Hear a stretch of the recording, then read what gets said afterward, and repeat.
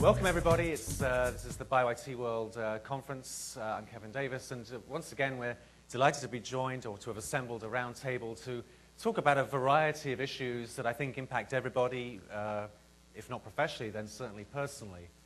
We're going to talk about the future of the present and future of personal genomics, and I think more broadly, personalized medicine and sort of the entire sort of healthcare ecosystem. All that in 50 minutes, everything you ever wanted to know. I've really delighted to be joined by four esteemed guests. Some we've worked and invited here before, some are new to us.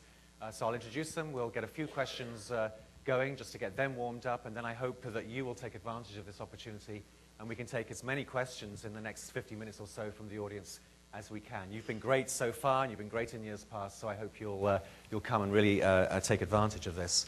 So let me just introduce these guys briefly in order. Closest to me is Jamie Hayward.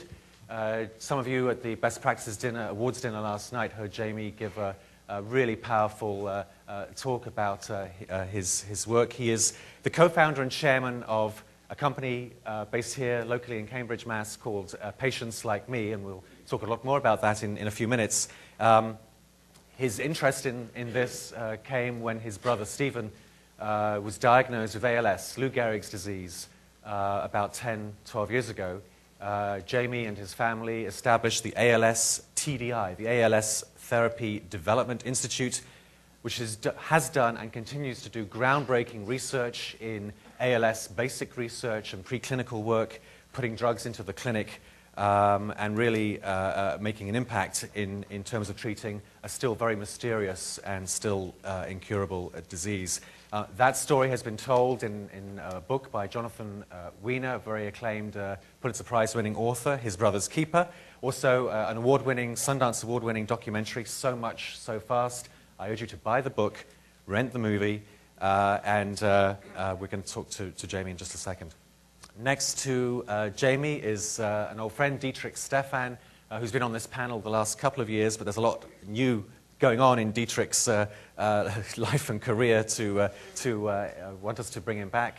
Dietrich is the co-founder of Navigenics, consumer or personal genomics company, celebrating its second anniversary of the launch of its Health Compass genetic screening service this month, in fact. And more recently, he is the founder of the Ignite Institute for Individualized Health, and I certainly want to hear a bit more about that and the plans for that very exciting institute. Next to Dietrich is Kari Stephenson, former keynote speaker here at BioIT World. Ironically, the first and almost only European to escape the volcano in his local land of Iceland. Kari is, of course, as you well know, the founder of Decode Genetics, a company that has just emerged from declaring bankruptcy towards the end of last year as a new, leaner and meaner genetic research firm, and we'll hear more about their plans going forward, and it's great to see Kari back here in Boston. Last but not least is Dan Vorhaus. In case we have any argy-bargy on the panel here, we've brought a lawyer along just to mediate the proceedings. Dan Vorhaus Esquire is an attorney with Robinson, Bradshaw and Hinson, and if you're scratching your head thinking, what the hell is he doing on this panel? Dan is the founding editor of the Genomics Law Report, which is, I think, an absolutely indispensable blog and information resource on this entire field. It really is absolutely must-read information in this. He's also in town because he's intimately involved with George Church's Personal Genomes Project, and we'll hear a bit more about that. So please join me in welcoming our four guests.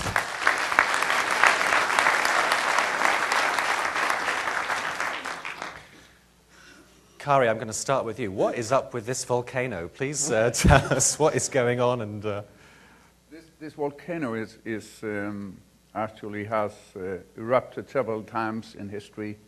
In 1821, in 921, and 500. This is a relatively large eruption now, the ones that has caused the ashfall in Europe. It is adjacent to another volcano that is much more powerful called Katla. When that erupted in 1785, it caused climate change and failing of crops both in Europe and the United States. So this is a serious stuff. However, we were wise enough to direct our volcanoes towards others, not towards ourselves. So I could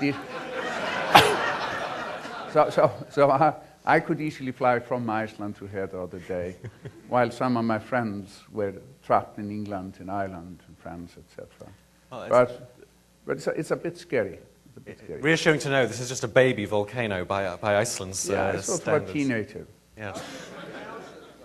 So I mentioned that Decode has had a pretty turbulent time in the past year. I think its issues with it are well known, but you have emerged from bankruptcy. This is the first opportunity I've had, certainly, to hear about how things are going. Decode has and continues to do absolutely phenomenal research, as we all know, in genetics, not only of rare diseases, but of common diseases. You have a diagnostics division. You're also putting drugs into the clinic, and obviously some of those activities have had to be, I guess, originally when we founded Decode in 1996, the goal was to use genetics to develop diagnostic instruments. And at that time, simply the technology didn't exist to reliably make discoveries that you need to turn into diagnostics. And you could argue that the company was founded about 6 years too early. And during these 6 years, we collected some sort of legacy problems, we collected some debt. And then what sort of toppled us over was when Lehman Brothers went bankrupt and went away with significant amount of our money. During these difficult times, we continue to do research, and actually I'm very proud of the people in the company. They continue to do phenomenal research even during the most difficult of time. We have now emerged out of Chapter 11. We have shared the drug discovery resources. The drug discovery, in many ways, the entry into drug discovery was a way to deal with the fact that it was impossible to put together diagnostics from the resources, from the technology that we had then.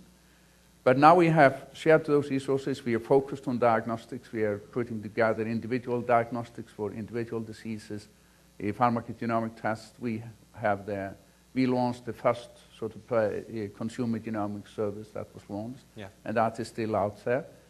We are entering into a new phase in our discovery that's going to be based on sequencing of whole genomes.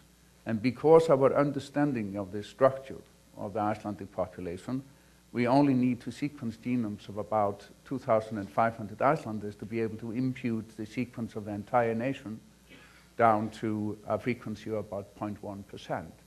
And the beauty of that is that the expectation is that when you go into the sequencing, we are going to pull out relatively rare variants with larger effect, not terribly rare and not with terribly large effect, but with greater effect than we see now. And when you're working with rare variants, you need a large number of cases, and we will get a whole nation. In addition to that, because of our founder effect, the rare variants in Iceland are going to be a little bit more common than elsewhere. So I believe we are in a really good position to continue to teach the rest of the world how to do genetics.